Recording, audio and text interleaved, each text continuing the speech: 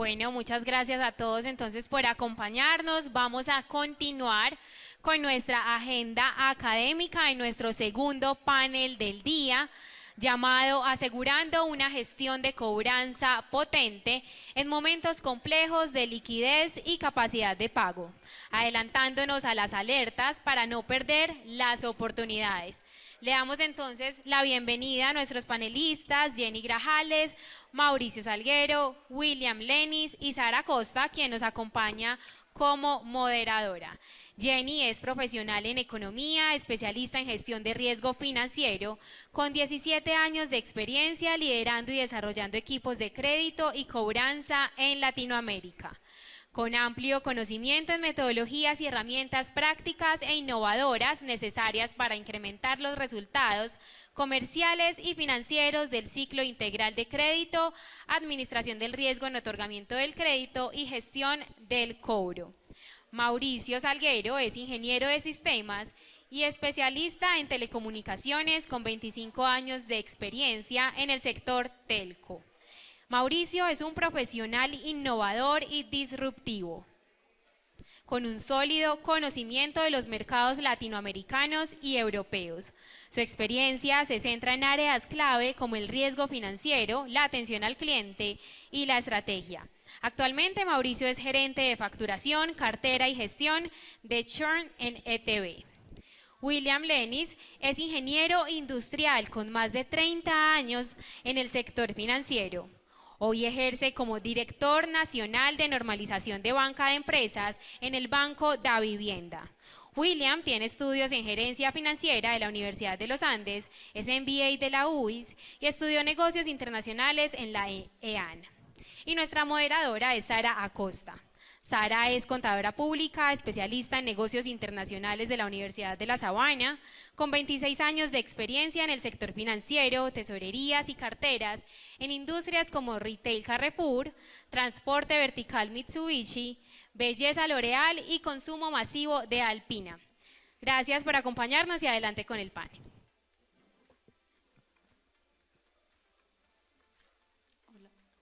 Hola, así. ¿Cómo están? Buenos días. Mucho gusto en acompañarlos. Muchas gracias a Beatriz por la invitación y vamos a dar continuidad al panel. Entonces, queremos hablar y conversar con ustedes, William y Mauricio, cuál ha sido el impacto que ustedes hoy ven en la industria de ustedes, en cada uno de sus negocios, de la ley 2300. Sara, buenos días y gracias por compartir este espacio.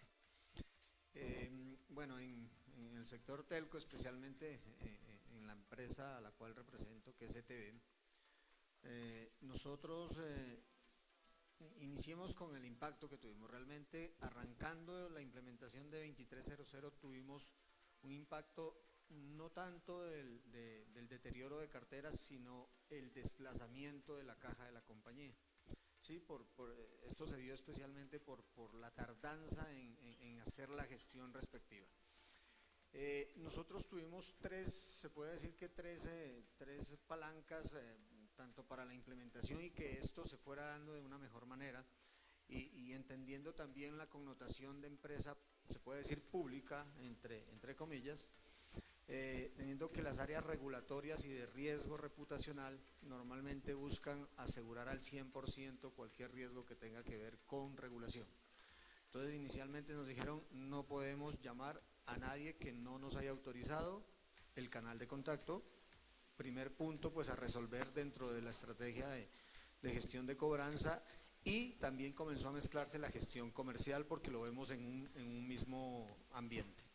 Eso hizo que rápidamente sacáramos algunas estrategias para capturar la información expresa y uno a uno de nuestros clientes, incluidos los clientes B2B, con nuestros ejecutivos de cuenta.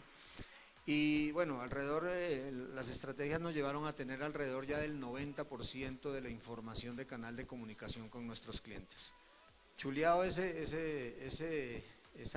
tarea y esa palanca para la implementación, tuvimos que comenzar a pensar la unión de esos dos mundos justamente para coordinar las campañas tanto comerciales como de cartera. Eso hizo que sobre nuestro sistema, sobre nuestro gestor de cartera, se implementaran nuevas funcionalidades con la figura de un orquestador de campañas, que fue parametrizado teniendo algunos criterios que permitían en determinado momento ejecutar bien sea una acción de gestión de cobranza o bien sea una campaña comercial. ¿Sí? Ese era un riesgo y pues así lo determinamos y lo decidimos en la compañía. Entonces hoy todas las campañas se cargan, campañas comerciales se cargan en el orquestador, las campañas de carteras están cargadas de por sí porque es el gestor de cartera y ese es el mandatorio para saber qué hago, si hago primero algo comercial o si hago algo a nivel de acción de cobranzas. Luego de tener el orquestador listo, creo que eso ya nos llevó a que nuestra caja, que se nos había desplazado más o menos unos 6 días, tuvimos algunos meses con 7 días de desplazamiento en la caja y del recaudo, comienza a mejorar. Realmente la afectación al final quedó más o menos en 2 días, la afectación se nos corrió la caja 2 días. Ahora venía un tercer aspecto que creo que nadie lo consideró en su momento, y es reconfigurar el presupuesto de las acciones o de la gestión de cobranza, porque ya nuestros clientes nos estaban pidiendo, o bueno, nosotros cuando no teníamos 2300 mandábamos pues los canales más económicos, SMS, correo electrónico, por último la llamada, y al final cuando nuestros clientes nos comienzan a decir, a mí solo por WhatsApp, pues resulta que es un canal más costoso que mandar un correo electrónico, es más costoso que mandar un SMS. Entonces eso hace que también se reconfigure el presupuesto del gasto de cobranza. Entonces esos 3 factores fueron los que se dieron en la implementación de la 2300. En conclusión, no tuvimos aspectos de deterioro de cartera, más sí tuvimos una afectación en caja de 2 días al final de todo el ejercicio. William, cuéntanos tú cómo se vio esto en el Banco de Vivienda. Perspectiva, gracias primero a Beatriz y aquí al Ciclo de Riesgo por invitarnos. Ya esta es una de las otras oportunidades que he tenido de estar acá acompañándolos. ¿Qué hicimos en el Banco de Vivienda? Digamos que hay muchas similitudes con lo que habla Mauricio. Hay que entender que hay muchas cosas que la 2300 traía anteriormente, y es el tema del horario. Pues el cliente no se puede llamar en unos horarios diferentes que están más o menos estipulados entre 7 y 5 de la tarde, entre semana, y los sábados, digamos, muy hacia las 2 de la tarde. Después de las 3 de la tarde no se puede hacer una llamada de estas. Entonces, claro eso, y segundo que para nosotros era fundamental, y sigue siendo fundamental, es yo no le puedo preguntar al cliente por qué está en mora. Y si nosotros a nivel financiero no le pregunto por qué está en mora, ¿cómo podemos ayudarle? Si no identifico cuál es la situación que tiene. Entonces, seguramente dentro de los procesos que habló Mauricio se revisaron, porque también la ley, hay que tener en cuenta que fue primero creada desde el Congreso a personas, después fue que se incluyó el tema de empresas como algo adicional, pero la ley fue creada a personas. Y como se dice, la mal llamada deje de fregar, es deje de estar llamando cada rato y tantas llamadas, y a los clientes se les hacía llamadas, se les mandaba WhatsApp, se les mandaban mensajes de texto, el chatbot, todo esto, y ya tenemos que enfocarnos en un canal de comunicación. Entonces partamos de esto, el tema del horario y el tema de cómo preguntarle al cliente, y tenemos que empezar a utilizar mecanismos para poder entender un poco más la situación del cliente y tener seguramente speech para poderle llegar al punto de encontrar el motivo por el cual.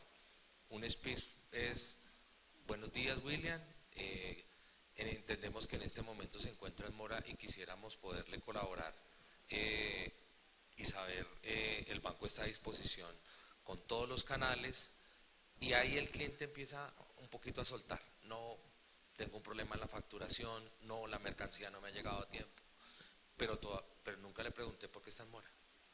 Entonces, utilizar esos mecanismos permiten lograr que el cliente nos pueda contar definitivamente por qué razón, y con base en eso empezamos a mirar la estructura, si es un tema, digamos, puntual o es coyuntural, en donde tengo que ofrecerle un producto muy a la medida.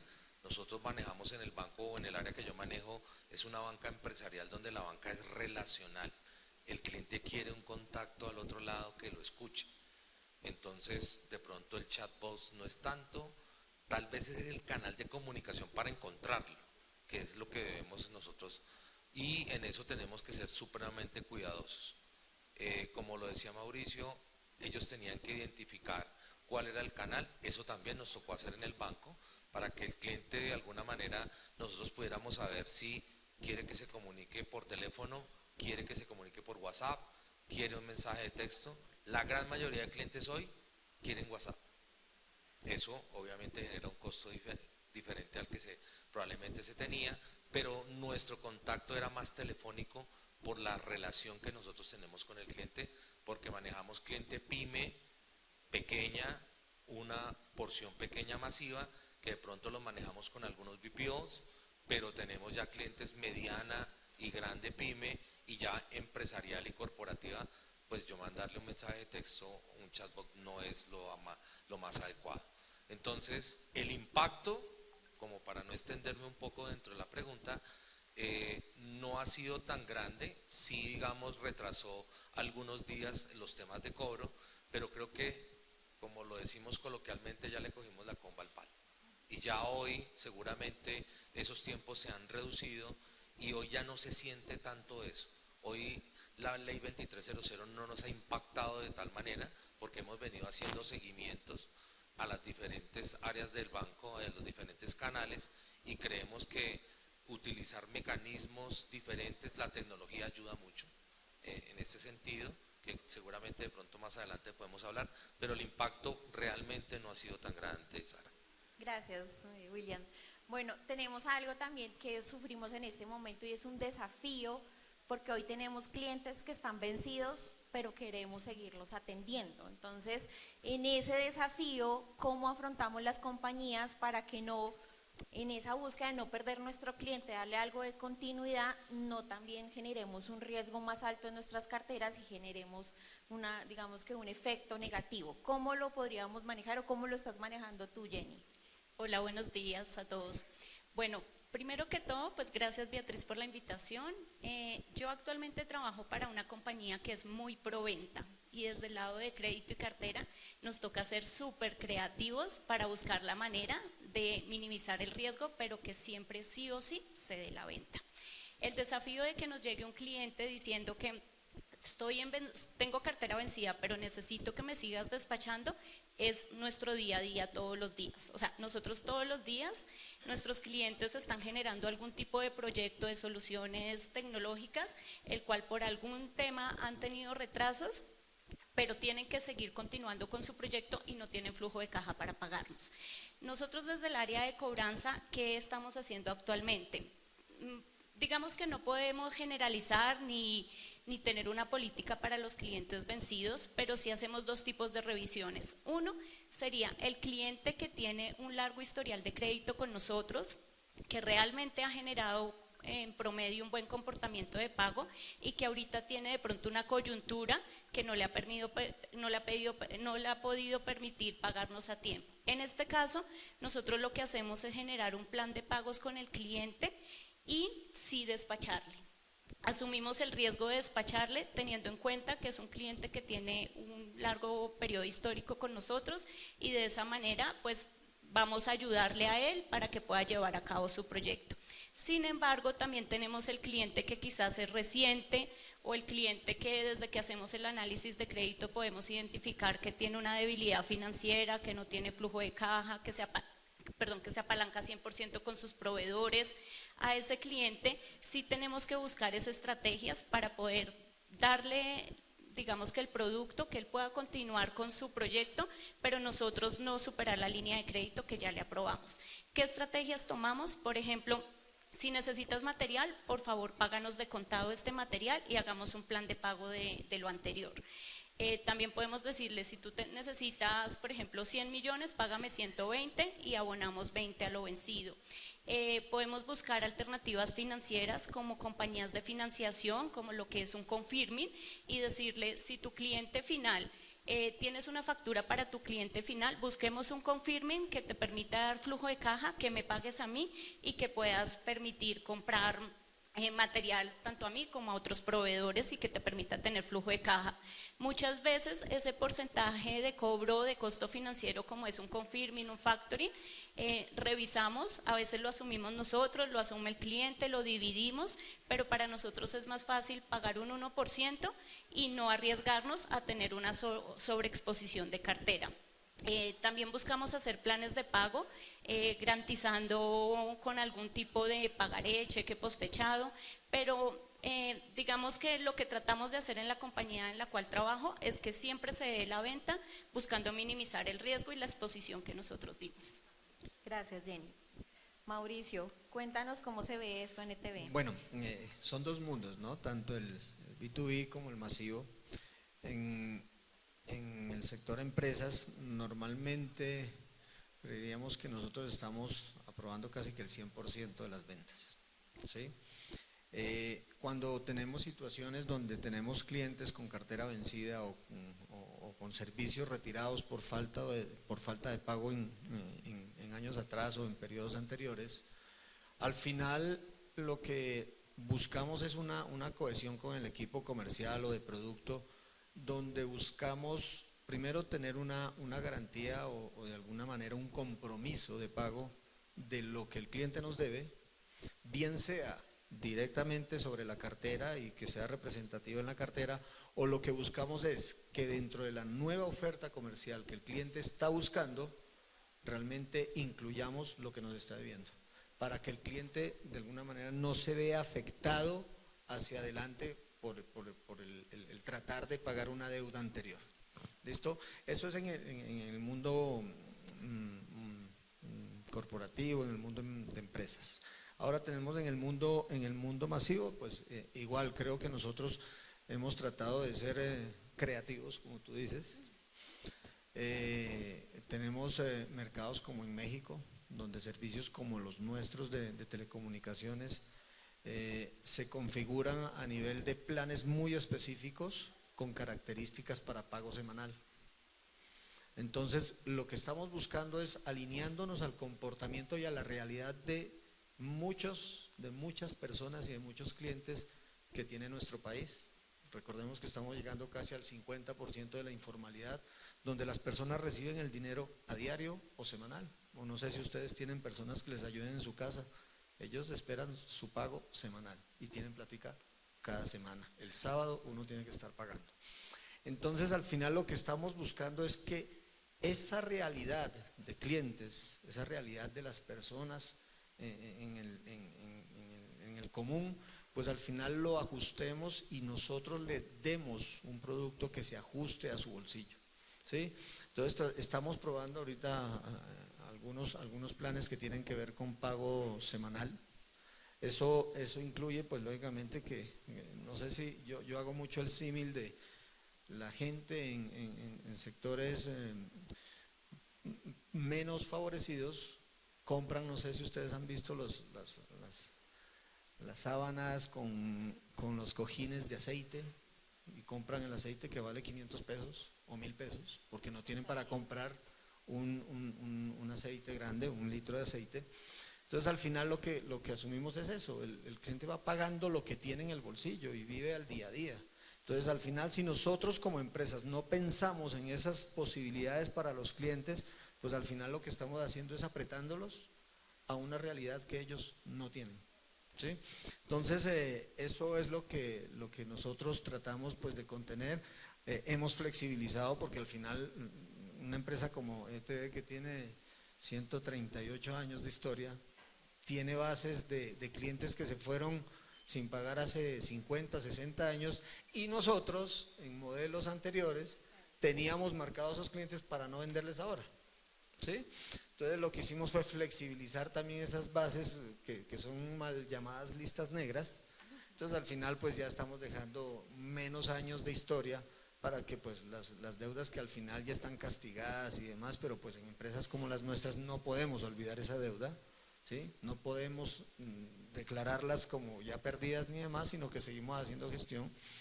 Entonces, ese es como lo que hemos encontrado con respecto a lo que nos pregunta Sara. Gracias. Transformarnos definitivamente. Creo que la posición que teníamos hace unos años a la que estamos teniendo en este momento ha hecho que realmente como compañías nos tengamos que transformar y dar un paso siguiente. William, quería preguntarte algo de cara a esto. Venimos con un primer semestre con un deterioro de cartera que viene a pasos agigantados. Y hay que hacer acciones y medidas que se tengan que hacer ya para asegurar un cierre de año realmente que nos genere la tranquilidad que hoy estamos buscando. ¿Qué estás haciendo tú? Bueno, mira, aquí hay varias situaciones por las cuales estás haciendo esa pregunta de por qué viene a pasos agigantados. Tema climático es fundamental. La costa, temas como que hoy un ganadero no pueda vender su ganado porque los pastos obviamente no han ayudado para que el animal llegue a su peso. Entonces, aquí hay que hacer vestidos a la medida. En la banca de empresas yo no puedo tener estrategias, digamos, masivas como lo tiene probablemente la banca de personas. Entonces tenemos que buscar vestidos a la medida muy rápidos, porque un ejemplo claro que yo coloco con los equipos es el cafetero en el eje cafetero, el cafetero en el Huila o el cafetero en Santander. Sus dolores son diferentes. Entonces hay que ser muy rápido, tener el conocimiento muy rápido de lo que le está pasando y empezamos a hacer vestidos a la medida para ello. Ahorita hablaba Mauricio del tema y es cómo de pronto uno en una situación de dificultad, el cliente hoy está en mora y tú lo decías, necesitamos despacharle. Si lo asemejamos al banco, pues es cómo el cliente que está en mora yo le puedo renovar un cupo. Entonces tenemos que buscar mecanismos muy rápidos para mirar colaterales que uno pueda de alguna manera como banco no cerrarle la puerta al cliente y poderle dar un oxígeno, y eso hace que definitivamente el cliente pueda salir adelante. Prórrogas muy rápidas que nosotros llamamos, la ley 2600 de la superintendencia también nos restringe algunas cosas, porque cuando yo toco a un cliente y le hago un cambio de condiciones, inmediatamente lo tengo que marcar. Lo marco como un modificado, en donde el cliente, para los que conocen la ley, es un cliente que se marca internamente y que va a tener un periodo de cura que durante 12 meses el cliente no va a poder pedir otra acción del banco, a no ser que si la pide, pues el cliente va a pasar a una etapa de reestructurado. Entonces, si yo le doy algo como express dentro del marco de la referencia, eso nos va a poder ayudar mucho. Mucho conocimiento del cliente, eso es fundamental para poder generar estrategias muy rápidas. La ayuda del comercial hoy es fundamental, antes no era tanto, y lo venimos diciendo es, vayámonos a los banqueros antiguos, que el banquero que colocaba, cobraba. Hoy el banquero no es así tan, que coloca y no sabemos, allá hay áreas que cobran, no. Acá es fundamental porque es que el comercial es el partner del cliente, y como es el partner del cliente, es el que en las llamadas primeras líneas que podemos utilizar aquí de la mejor manera, es ese primer contacto con el cliente que nos puede ayudar a saber la radiografía y ahí poder entregar soluciones muy rápidas. Otro aspecto fundamental que nos puede ayudar en este momento es la tecnología.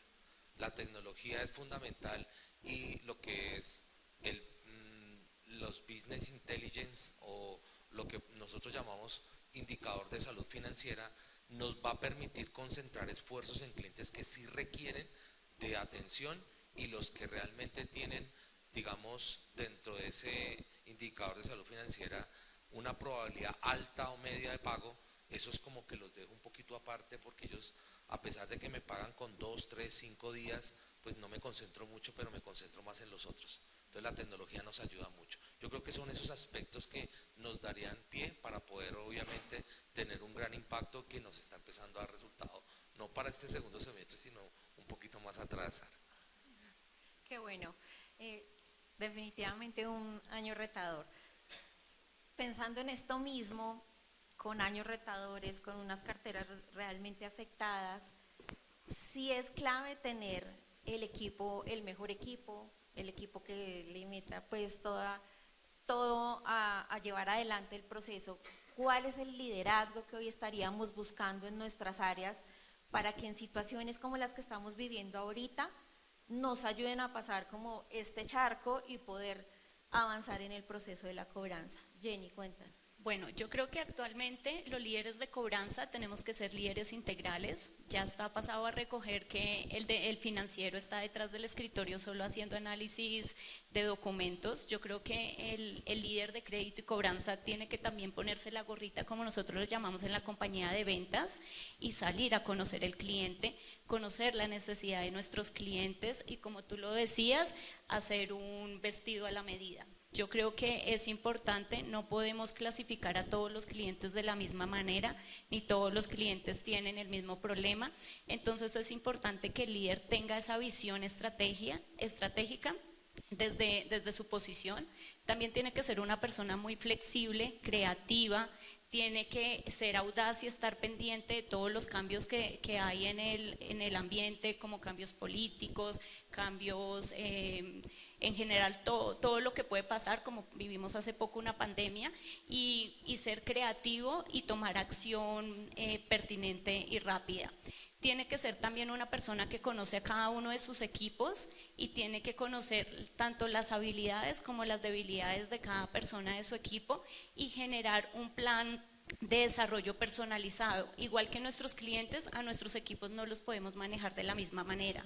Entonces tenemos que conocer cada una de las personas, generar un plan de desarrollo para cada una de estas personas, hacer feedback continuo, estar muy abiertos a las ideas que nos da nuestro equipo, porque al final nuestros equipos son los que están en el día a día y son los que se afrontan a tantos desafíos. Entonces nosotros como líderes tenemos que siempre estar escuchando y apoyarlos en esas nuevas ideas que nos propongan, para que así ellos también tengan sentido de pertenencia ante la compañía.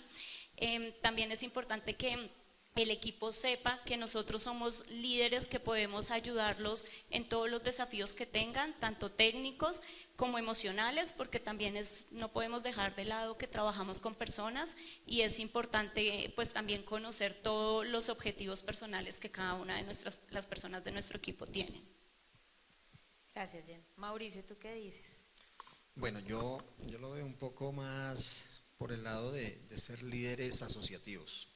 Y asociativos entendiéndose en la integralidad de conocer la empresa y el relacionamiento en toda la cadena de valor del cliente, al final. Si yo estoy desconectado del que diseña el producto, del que vende, del que atiende, pues al final nuestra parte, que es el recaudo, que es la cartera y demás, pues se puede ver un poco afectada, ¿sí? Entonces, si nosotros logramos engranar y sensibilizar a todas las áreas que participan en toda la cadena de valor, creo que eso nos lleva a tener buenos resultados, ¿sí?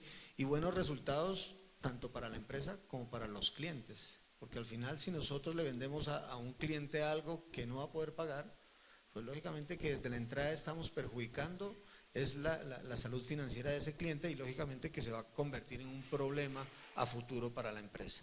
Entonces yo creo que para mí la clave es asociar todas las áreas de la compañía y comenzarlos a meter en el tema de que sabemos que si vendemos algo tenemos es que recuperar ese dinero que hemos puesto como un riesgo y como una inversión en la calle. Equipos más transversales, ¿no? Equipos que estén metidos en todo lado, que sean de cartera, pero que sean de comercial, que sean de operaciones, que sean en el negocio, que estén colocando las conversaciones necesarias. Creo que eso es como el reto más grande que tenemos en nuestros equipos. ¿Tú quisieras aportar algo más, William?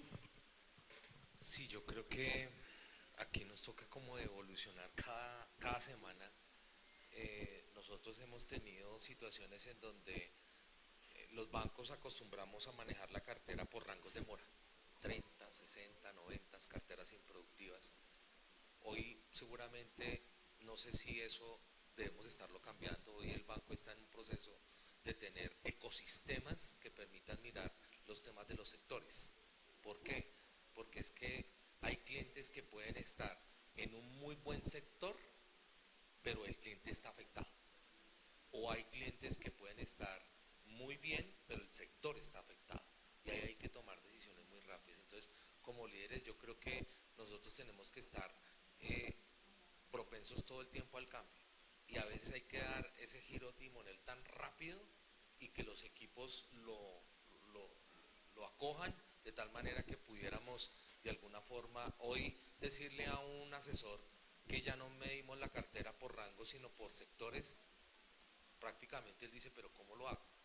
Entonces ahí es donde tenemos que tener esa astucia, esa capacitación para decir, vamos a mirar el sector completo y bajo el sector creamos una estrategia y bajo la estrategia miramos desde el cliente que está en primer día de mora hasta el cliente que puede llegar a cobros jurídicos y cobros de insolvencia. Entonces creo que ese es un mecanismo muy importante que hoy, digamos, en el banco estamos empezando a cambiar, mirando más por ecosistemas que por alturas de mora, que probablemente eso nos pueda ayudar mejor.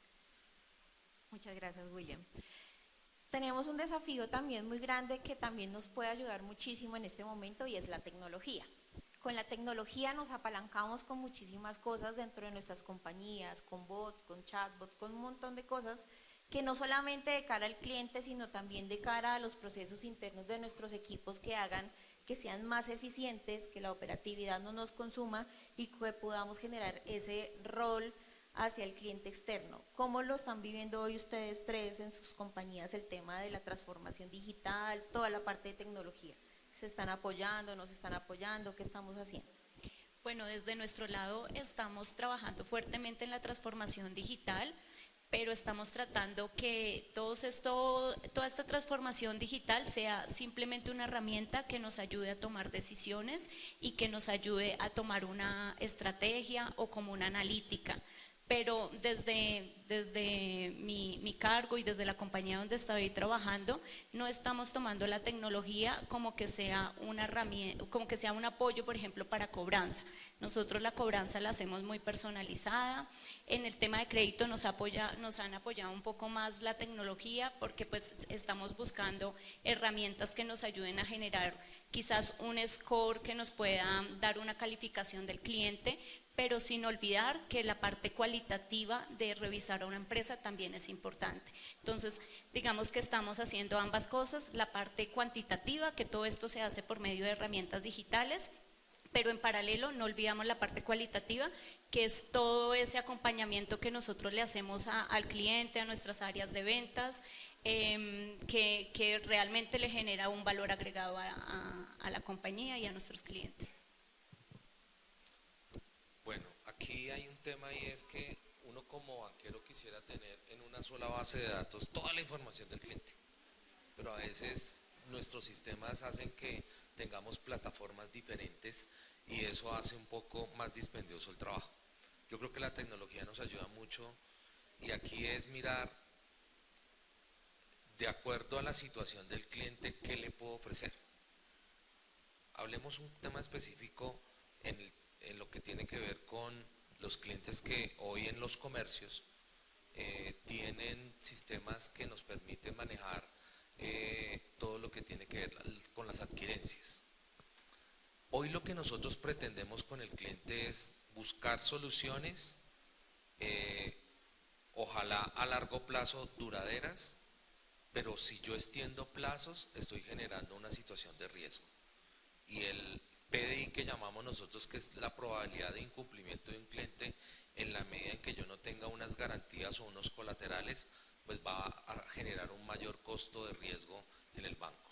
Entonces, en la medida en que la tecnología me ayude a conocer muy bien el cliente y yo sepa que, como le hablaba ahorita de los sectores, si yo tengo un sector comercios en donde sé que hay clientes que tienen adquirencias y que no tienen una garantía real, eso me puede ayudar a mí a mitigar un poco el tema de riesgo, porque cuando el cliente me puede ignorar unas adquirencias, me va a poder permitir que yo le pueda dar un plazo adicional o le pueda dar una reestructuración que esté acorde a sus necesidades. Eso solamente se hace con la analítica, porque si no toca empezar a mirar bases de datos de clientes uno por uno. Cuando yo tengo esa información de eso que el cliente puede tener o no puede tener, ahí es donde yo llego con la información y el producto adecuado. Entonces creo que la tecnología quizá para nosotros sí es fundamental, y la analítica funciona en la medida en que yo tenga toda la información. Si conozco la información del cliente, puedo llegar con productos obviamente mejor preparados. Gracias. Mauricio, ¿tú qué opinas? Con respecto al tema de la tecnología, a ver, yo les cuento mi experiencia en ETB. Hace 7 años, cuando llegué a ETB, la información de la gestión de cartera estaba en Excel, en el puesto, en el computador de cada uno de los asesores, del responsable de turno y demás.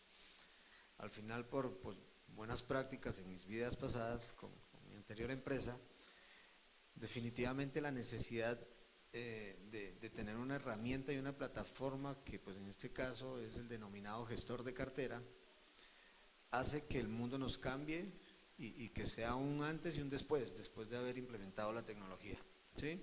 Primero porque en entidades como la nuestra, que STB, como les digo siempre, tiene una connotación pública, todo está auditado. Tenemos Contraloría, Procuraduría, auditorías, revisorías, todas las que ustedes se puedan imaginar. Y al final, siempre todas esas entidades van a buscar la evidencia de la gestión. Para hacer cualquier tipo de acción y para tomar cualquier tipo de decisión, debo tener sustentado, argumentado como evidencia la gestión que yo hice, por mínima que fuera, ¿sí? Entonces, al final, el haber implementado eso hace 7 años hizo que el mundo de la cartera, tanto en los resultados, porque al final la tecnología ayuda a conseguir mejores resultados, no me acuerdo y puedo darles unos datos aproximados que hace 7 años nosotros teníamos la recuperación de cartera más o menos en el 93%, hoy estamos alrededor del 97% después de haber hecho esos cambios a nivel tecnológico en la gestión.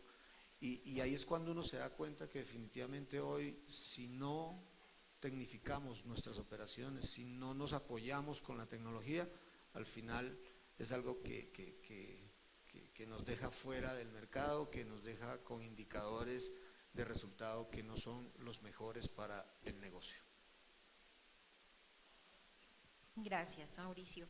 Bueno, también tenemos algo súper importante que siempre nos gusta como rastrear, menos allá la señorita, y es todo el tema de los indicadores y esos KPIs que perseguimos desde las carteras. ¿Cuáles son esos KPIs, esos indicadores de gestión que hoy se están trabajando en cada una de las áreas? No sé, Jenny, si quieres empezar. Bueno, nosotros en Anixter Huesco, el indicador más importante para nuestra cartera es el past due, que es el porcentaje de nuestra cartera vencida. Ese es un indicador que nos da corporativo desde inicio de año, donde nos dice cuál es el máximo permitido que podemos tener. Actualmente nuestro máximo permitido es el 20%, porque así como me han escuchado hablar, somos una empresa muy proventas, con un apetito de riesgo bien alto. Entonces, ese es bien importante, aunque también dentro del past due es bien importante tener en cuenta en qué edad de la cartera se encuentra ese rango, porque no es lo mismo tener un 20% vencido, recién vencido, o tenerlo a más de 120 días o más de 90, que ahí como líderes pues tenemos que buscar una estrategia pronta para atacar ese porcentaje. El otro también importante que manejamos es el DSO, que es el promedio de cobranza que tenemos. Ese pues se establece de acuerdo al plazo de crédito que damos. La mayoría de nuestros clientes están dentro de 30 a 60 días, lo que quiere decir que nosotros deberíamos estar cobrando dentro de los 60 días, y si no, pues entonces empezamos a tomar algún tipo de estrategias como cobranza preventiva o algún otro tipo de estrategia para no sobrepasar ese promedio de pago. El otro, y no menos importante, es el coeficiente de recaudo, que es el presupuesto de recaudo que hacemos mensual, que la teoría diría que es mi vencido más lo que se me vence este mes, ese sería lo que yo tengo que recaudar. Sin embargo, de ahí sale otro indicador, que es el indicador de disputas, que es todo lo que yo no puedo cobrar porque tiene algún problema. Puede ser un problema comercial, un problema de logística, un problema de facturación. Entonces, ¿cuál es ese gap que yo tengo permitido? para no tener la cobranza al 100%.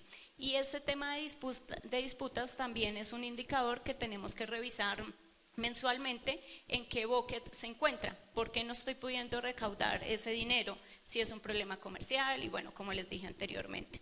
El otro indicador importante es el de la reserva de la cartera. Nosotros tenemos, después de 180 días, nuestra cartera empieza a reservarse por porcentajes hasta 360 días, que ya es el 100%. Entonces, pues nuestra gestión es hacer que ningún cliente llegue a 180 días para que no llegue a la reserva. Y por último, sería el castigo de cartera, que pues ya es cuando realmente se hizo todo un proceso de cobrabilidad con abogados, prejurídicos, lo que sea, y no tuvimos ningún caso positivo, entonces pues ya se llega al castigo de cartera, que obviamente todo eso está sustentado y pues la idea es revisar que año a año pues esos indicadores no crezcan. Bueno, aquí hay algunos de los que ya mencionaron y que nosotros manejamos, pero digamos desde la banca el primero que debemos tener es el tema de localización, que es fundamental. El tema de un KPI de localización o de ilocalizados es creo que el fundamental para poder saber si tenemos un contacto con el cliente o no. Otro KPI importante que para nosotros es fundamental es el recaudo. Entonces, ¿cómo está el pago mínimo del cliente versus el recaudo para poder determinar cómo vamos en ese movimiento de caja, de cash que nosotros llamamos, que va entrando al banco con base en los pagos mínimos que puede tener el cliente?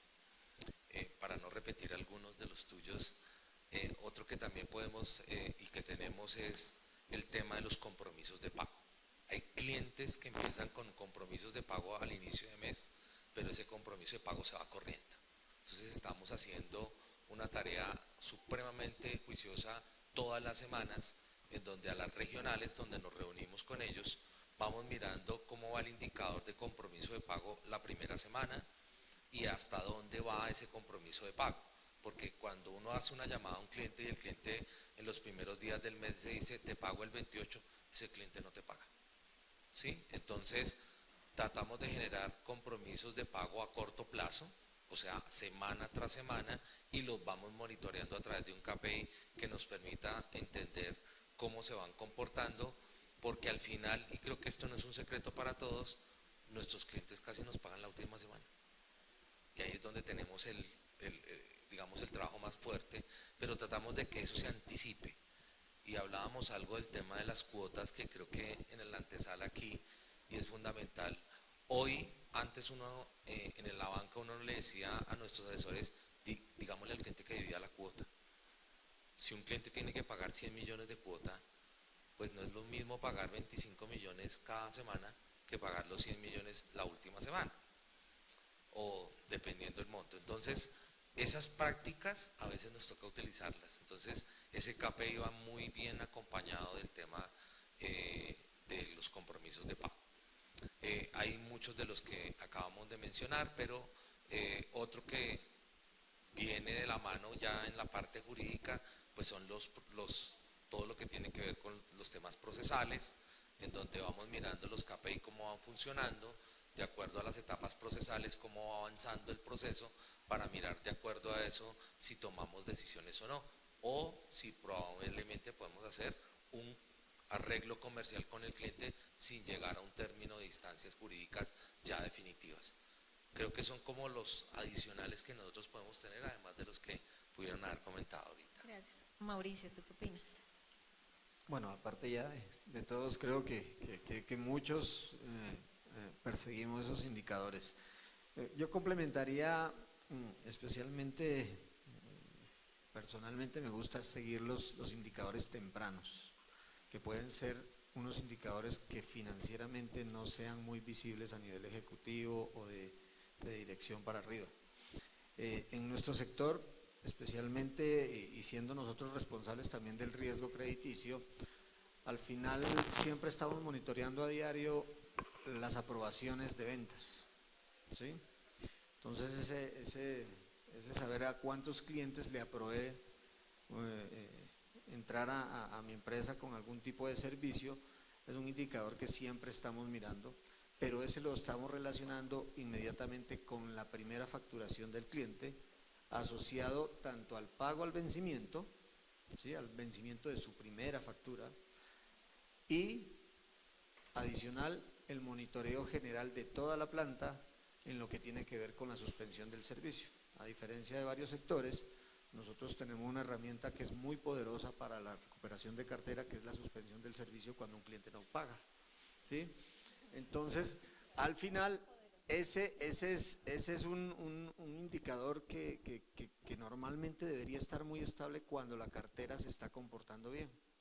O sea, ese mirar tanto el global de la planta a nivel de suspensión, como esa microsegmentación que se hace especialmente con los clientes que facturan por primera vez en la empresa.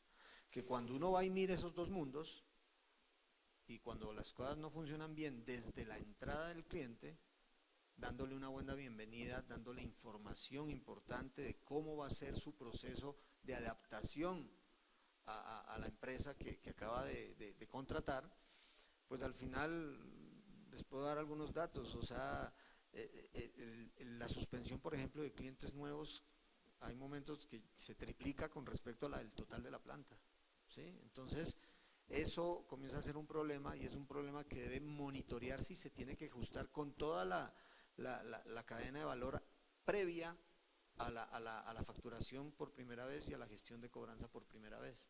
Entonces, al final, cuando vemos que eso comienza a estar mal, inmediatamente comenzamos a negociar con las personas que venden, con el área de atención, con el área que se puede decir de bienvenida al cliente, porque algo está pasando, ¿sí? Entonces, cuando uno acomoda esa primera parte de la operación, en este caso de tener clientes que acaban de entrar, al final creo que eso nos puede llevar a futuro a tener unos clientes con buenos hábitos de pago. Gracias, Mauricio. Y digamos que todos estos KPIs y todos estos resultados pues no se hacen solos. Esto tiene detrás muchos actores. Entre esos actores, lo que hablábamos ahorita, equipos comerciales, equipos de logística, equipos de facturación. ¿Cómo hoy hay una conexión entre estos dos mundos, la parte de cartera, con todos estos actores que generan que ese end-to-end de verdad nos dé el resultado que hoy estamos esperando como compañía? ¿Cómo lo viven hoy ustedes en sus compañías? Bueno, pues nosotros desde principio de año la corporación hace un kick-off, que es una reunión inicial donde se establecen cuáles son los objetivos del año, y después de eso el cual participamos los líderes. Después de eso, los líderes asimismo bajamos esa información, hacemos una reunión iniciando el año con nuestro equipo, donde les mostramos cuáles son los objetivos de la compañía en general y cómo desde nuestra área podemos aportar a esos objetivos. También es importante que nosotros conozcamos los objetivos, el proceso, los tiempos de respuesta de todas nuestras áreas, porque digamos que el área de crédito y cobranza es donde inicia la operación, porque nosotros somos los que creamos el cliente, bien sea de contado o de crédito, y desemboca la operación cuando cobramos, porque la venta termina cuando la pagan, o si no, pues realmente no es una venta. Entonces, para nosotros en el área de cobranza es importante conocer todo el ciclo de la operación, desde que creamos el cliente, desde qué ventas va a visitar el cliente, cuál es su objetivo, cuál es la estrategia comercial, cuál es el objetivo de operaciones, de facturación, así sucesivamente, para que de esa manera pues podamos concluir la venta, porque como lo hablaban en la anterior panelista, todo desemboca en la cobranza. Si entregan mal, el cliente te dice no te pago. Si tenemos un tema de garantías, no te pago.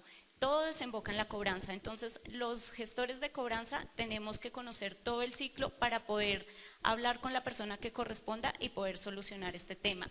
También es importante, pues, que hagamos reuniones periódicas con las otras áreas, que conozcamos esos indicadores, que si hay un indicador que se dispara, pues busquemos estrategias para poder resolverlo, y de esa manera, pues, es lo más sencillo para poder lograr el objetivo general. Es que Jenny no deja. no deja espacio acá, voy a tratar de no repetir y complementar, pero aquí hay un tema fundamental y es que anteriormente las áreas podían trabajar separadas sin soltarse, pero podían estar crédito por un lado, el área de operaciones por otro lado, el área de cobranza por otro lado. Hoy, para la situación que está, se hace necesario, nosotros tenemos mesas de trabajo casi semanales o quincenales, porque los procesos hoy tenemos que actuar con velocidad. Eso es un factor fundamental dentro de la cobranza para la situación en este momento que está sucediendo. Como lo decimos nosotros, cuando hay vacas gordas, esto funciona normal, todos hacen su trabajo común y corriente y no pasa nada y no se nota. Pero cuando tenemos vacas flacas en este momento, pues se nota muchísimo cualquier situación. Entonces tenemos que estar muy engranados. Desde la parte comercial, cuando ofrece el producto, que seguramente Jenny lo tiene unido, allá digamos hay un equipo comercial que hace el proceso de venta, luego viene un equipo de crédito que tienen que estar, y el equipo de crédito está involucrado en la cobranza. ¿Y por qué está involucrado en la cobranza? Porque nosotros tenemos una primera etapa en donde el cliente que tiene, entre comillas, una buena factura, lo revisa el área de crédito, que es lo que nosotros llamamos como reperfilar la deuda. Entonces el equipo de crédito está involucrado y tenemos que hacer conexión con ellos.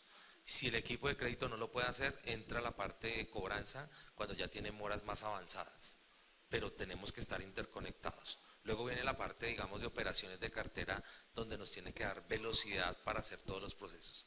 Hacemos acuerdos de servicio, y porque si no hay un acuerdo de servicio en temas de tiempo, pues digamos los procesos se alargan muchísimo y eso redunda en el tema al final del resultado del cliente. Entonces las áreas de riesgo se involucran mucho porque hay temas acá restrictivos por las normas.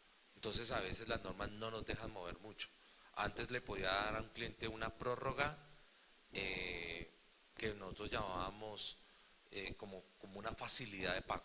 Hoy tengo que darle una prórroga, pero esa prórroga va marcada con un tema de una modificación que puede ser a corto plazo, pero esa prórroga tiene una connotación y es que el cliente tiene un periodo de cura que durante 12 meses no puede incurrir en una mora siguiente o si no pasa a la siguiente etapa. Entonces todos debemos estar muy engranados y hacemos mesas de trabajo con comités semanales con pequeñas células, pero también con los comités grandes en donde sí participa desde el comercial, riesgo, el crédito, el área de cobranza, las áreas de control, para mirar de qué manera podemos agilizar procesos, disminuir documentos, porque a veces es la sábana de documentos, no, ahorita necesitamos agilizar mucho el proceso. Entonces yo creo que eso es lo que nos permite que podamos integrar todas las áreas de Sara.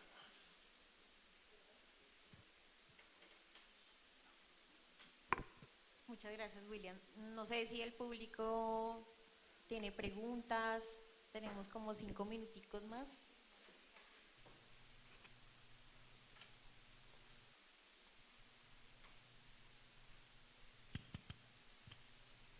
Gracias, ¿cómo están? Muy interesante todo.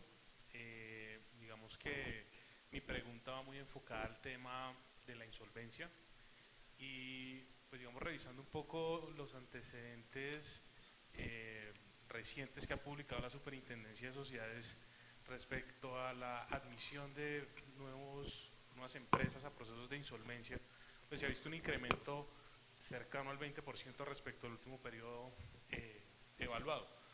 Mi pregunta va, en cada uno de sus sectores, ¿han sentido algún impacto del aumento de sus procesos de insolvencia, sobre todo en los trámites de reorganización? ¿Les ha afectado sus flujos de caja proyectado? Y sobre todo, ¿cuáles pueden ser o cuáles han sido las alternativas que han tenido dentro de su experiencia para poder, dentro de las limitantes que obviamente tienen ese régimen de insolvencia particular, de anticipar esos pagos, de buscar alternativas para poder traer recientemente ese pago que seguramente estaría proyectado a muy largo plazo? ¿Es eso? Bueno, desde nuestro lado sí hemos visto No considerablemente, pero sí hemos visto un aumento de las empresas que se han ido en insolvencia. Afortunadamente nosotros trabajamos mucho para ser proveedores estratégicos de nuestros clientes y no que el hecho que se vayan a insolvencia no sigan necesitando de nuestro producto. Entonces nosotros lo que hacemos es buscar estrategias para continuar con la venta y buscar la manera de que nos sigan, pues que nos sigan comprando y buscar si podemos hacer algo para que se minimice la cartera vencida. Sabemos que la cartera vencida después de que entra en insolvencia no debería hacer acuerdos digamos que extrajurídicos de lo que ya está llevando la superintendencia, pero sí lo hemos hecho. Buscamos, por ejemplo, ellos a veces tienen compañías hermanas, entonces hacen una sesión de derechos y nos pagan. Buscamos asignarles proyectos para que nosotros vayamos como factura, digamos ellos tienen un proyecto y nosotros le decimos déjanos, nosotros vamos a tu cliente final, hacemos un acuerdo de confidencialidad entre las dos partes donde yo le vendo a su cliente final con los precios que él cotizó y ese back commission o esa comisión de diferencia la abonamos a la cartera vencida. Buscamos proyectos para que ellos puedan llegar y no se vean tan insolventes, dado que ellos no pueden buscar alternativas financieras. Entonces nosotros tratamos de buscar como otras alternativas externas para poder mitigar un poquito ese riesgo y que nos puedan seguir comprando. Bueno, a nosotros sí se nos ha incrementado un número importante de empresas en insolvencia, sobre todo en la banca PYME. Ha sido bastante alto. ¿Cómo mitigamos de eso? Desafortunadamente hay organizaciones que llevan al cliente a estos procesos de insolvencia y pues no es malo decirlo, mal asesorados. Si nosotros llegamos a tiempo, muy seguramente el cliente que puede llegar a insolvencia le ofrecemos alternativas para que no llegue hasta allá, ¿cierto? Pero ya está en insolvencia. Entonces el cliente que está en insolvencia, hoy hay un número importante de empresas que manejan estas empresas en distress, que manejan estas empresas y que empiezan a hacer acuerdos, como lo acaba de decir Jenny, en donde un tercero sí puede llegar a ofrecer un producto, un tercero sí puede llegar a mirar cómo puede pagar una alternativa y miramos de acuerdo a lo que se estipuló en el proceso y que el juez del concurso determinó, mirar y traer negocios de VPN hacia este lado para tratar de buscar acuerdos donde hayan descuentos para que el cliente salga muy rápido y se reactive. Otras alternativas es dependiendo del negocio y viendo que si el negocio en marcha está avanzando bien, hay entidades financieras que prestan recursos, obviamente se colocan por delante de los otros, de tal manera que el cliente salga adelante viendo que el negocio sale adelante. Porque hay empresas que se van a insolvencia solamente de papel, pero al final terminan obviamente en una liquidación. Pero tratamos de buscar mecanismos para que de alguna manera esa empresa que está en insolvencia, ojalá mañana vuelva nuevamente a ser rebancarizada, vuelva nuevamente a tener mecanismos que permitan poderlo manejar. Pero al final sí ha subido de manera considerable por la misma situación económica que tenemos. Bueno, listo, otra pregunta al fondo, por favor.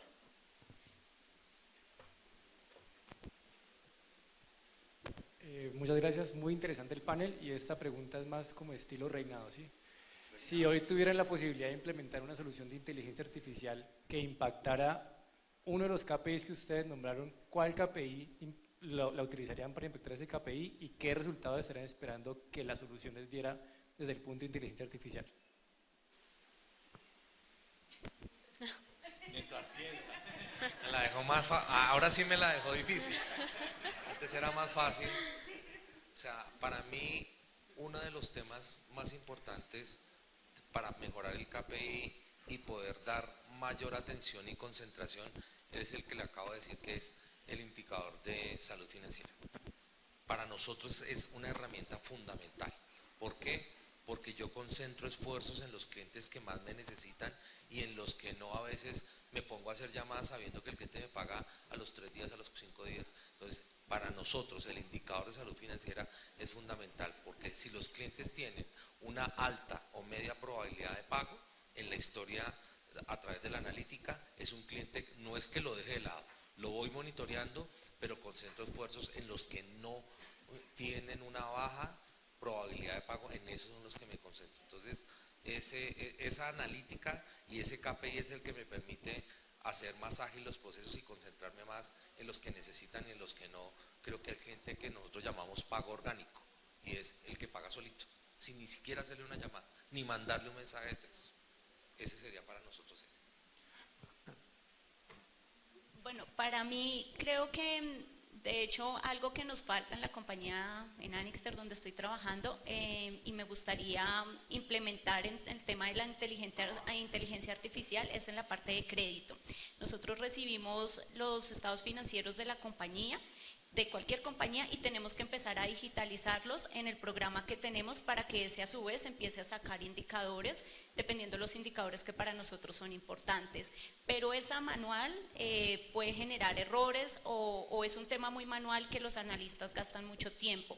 Podríamos mejorar la cantidad de análisis de crédito que hacemos si existiera algo que, no sé, con una fotico, algo así, leyera, extrayera como esa información y automáticamente botar todos los indicadores que nosotros necesitamos sin tener que hacer toda esa analítica que nos toca hacer, y también como todo el score que les hablaba, de que nosotros no solo hacemos un análisis de crédito cuantitativo basado en estados financieros, sino muy cualitativo basado en las visitas o en la información que nos trae el comercial, dependiendo cada proyecto. Entonces, que toda esa data se pudiera implementar en algún sistema que nos sacara pues una herramienta más fácil para que el analista no gaste tanto tiempo en toda esa operación.